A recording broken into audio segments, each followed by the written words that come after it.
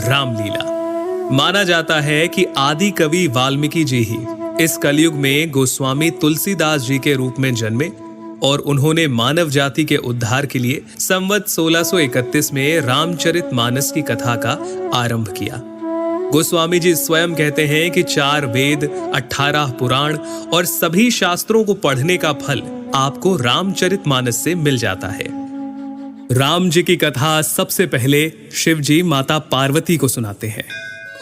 रामचरितमानस के बालकांड में आपको बहुत सारी कथाएं मिल जाएंगी, जैसे सती माता का भ्रम और उनके द्वारा राम जी की परीक्षा, शिवजी द्वारा सती माता का त्यागा जाना, सती माता का दक्ष यज्ञ में जाना और पति के अपमान से दुखी होकर योगाग्नि से देह त्यागना, और फिर पार्वती जी का जन्म और शिव विवाह। परंतु राम जी के अवतार लेने के 2 मुख्य कारण रामचरितमानस में आप जान पाएंगे। पहला, मनु और शत्रुपा का 10,000 वर्षों तक का कठिन तप, जहां वो प्रभु से कहते हैं कि हमें आप जैसा पुत्र प्राप्त हो, जिसके उत्तर में करुणा निधान भगवान कहते हैं, ऐसा ही हो हे राजन, मैं अपना सामान कहां जाकर खोजूं?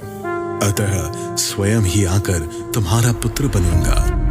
और दूसरा कारण नारद मुनि का भगवान विष्णु को दिया गया श्राप।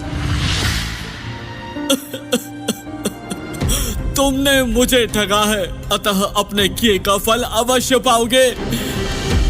तुमने हमारा रूप बंदर सा बना दिया, अब बंदर ही तुम्हारी सहायता करेंगे।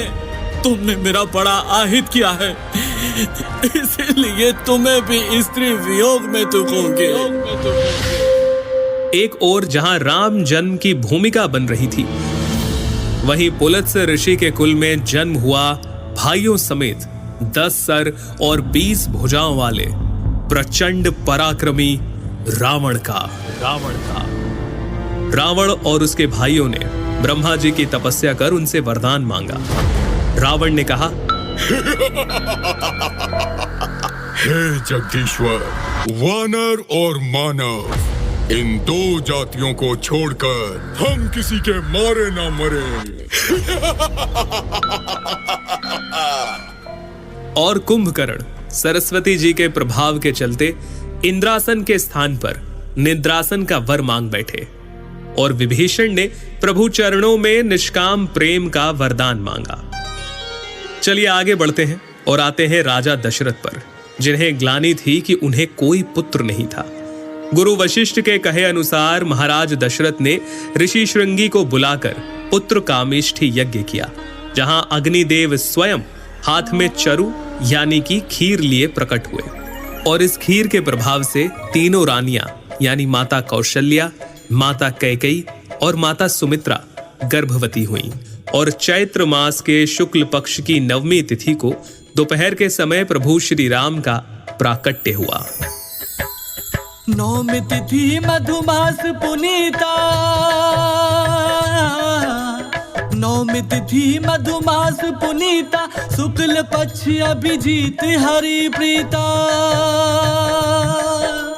मध्य दिवस अति शीत न घामा, पावन काल लोक विश्रामा। राम सिया राम बोलो, राम सिया राम बोलो, राम सिया राम बोलो राम। इसके आगे क्या क्या हुआ, प्रभु ने क्या क्या लीलाएं की,